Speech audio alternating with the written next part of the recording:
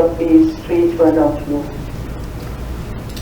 United Nations celebrate International Day of Peace. And peace first in the minds of human beings and then in the world. Through eyes, through the mind and the words, by speaking the words Om Shanti, that is, I am peace, and you all are also peace. So we could create with this song very beautiful vibrations.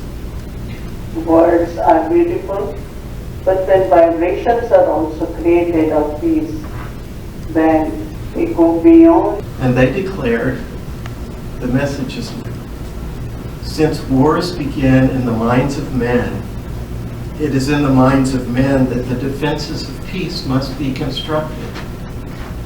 So in UNESCO, there is a recognition that the hard and necessary work of diplomacy and negotiations, that has to be matched by a cultural acceptance of democratic principles, of the dignity. The most gracious, the most merciful. Praise and thanks be to God for bestowing upon us countless endowments and blessings. I ask God to send peace and blessings on the Prophet Muhammad, always and forevermore.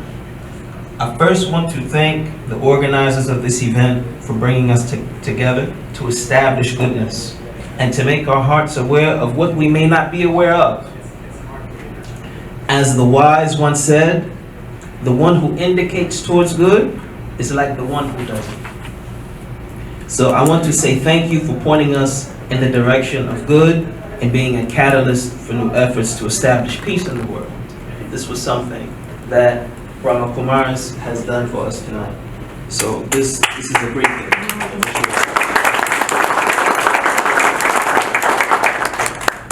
The message enlightens the mind, and it's for the entire humanity. A Sikh is a devoted, thirsty mind that constantly craves for divine connection and its message. Granth Sahib starts with the number 1. All is one divine, period. Shabad constantly emphasizes that we are all one, but may look different, just like the different colors in a rainbow. The moment we introduce two, the negativity, duality, judgment, doubt, suspicion, envy, hate, racism, and instability of the mind takes over.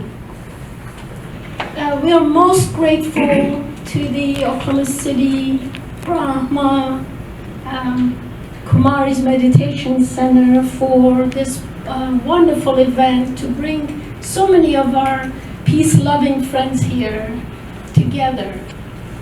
I am honored also to be amongst this caliber of speakers who do so much in the community to bring about peace and bring about people together and understanding. So honored to be part of the speaker list. I'm particularly grateful for tonight because the two topics of world peace, Baha'is only hear world peace, not just peace, and also ending racism. Those are our top principles in the Baha'i faith and directly related to each other. Crystal Regan. There's a lot of rehearsing beforehand to get the names right. So the thumbs up that you see, yes. All right. Crystal. It's not a dream, as I'm sure you know. These things were promised so long ago. Come with me, you will see, you will see.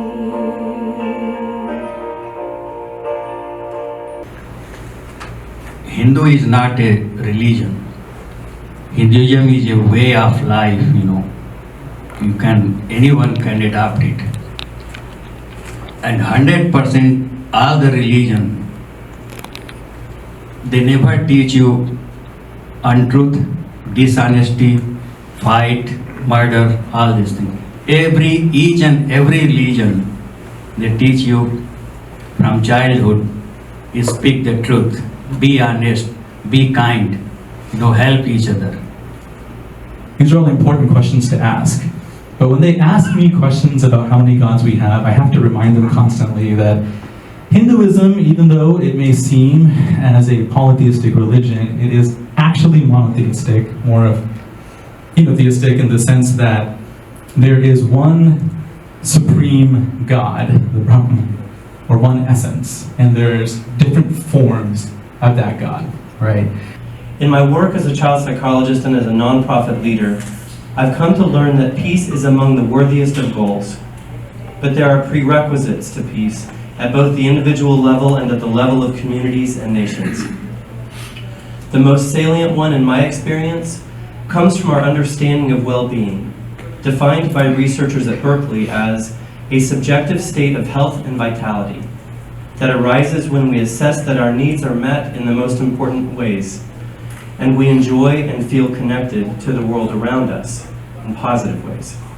America as the idea that Jews are called upon to make the world more just, peaceful, tolerant, and equal through acts of charity, kindness, and political action. We have work to do. Thank you all for having me. So, I think each one has mentioned very clearly that it's not easy to bring about peace in the world. Very true. But there was a time when there was a peaceful world. The mention of that has been given in all religions. Whether we call it Swarg, or we call it Bahist, or paradise, or heaven, there is a mention of that time, one time. But then why that kind of a world became this kind of a world today? What brought about that shift? There is that understanding that when man was pure, the world was pure. The world was heaven on earth. But as the stage of man declined, the stage of the world declined. Why did this decline take place? In the Brahma Kumaris, we say, when we meet and greet each other, we start by saying Om Shanti. I think about racism a lot, probably several times a day. Racism seemed like something that would be extinct by the time that I was a grown-up, a relic of the past.